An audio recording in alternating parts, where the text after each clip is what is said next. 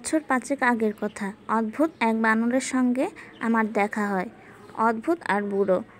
গুনুমাই এলাকার একটা hot spring শহরে জাপানিজ স্টাইলের একটা মোটেলে সেবার আমি রাত কাটিয়েছিলাম। গ্রাম্য মোটেলটা ছিল খুব জীর্ণদশা, ভেঙে পড়ার অপেক্ষায় কষ্ট করে যেন শরীরটাকে ধরে রেখেছে। সেখানেই বানরটার সঙ্গে আমার দেখা।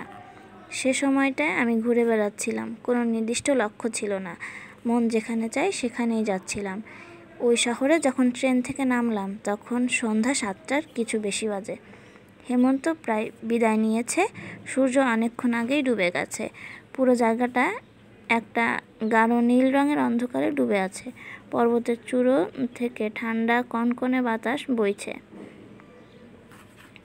রাস্তা জুড়ে ঝরা পাতার উৎসব। শহরের মাঝ দিয়ে আমি কিছুক্ষণ হাঁটলাম। আসলে রাতটা কাটানোর মতো একটা জায়গা খুঁজে বের করার চেষ্টা করছিলাম। হোটেল মোটেল মিলিয়ে ৫-৬টা জায়গায়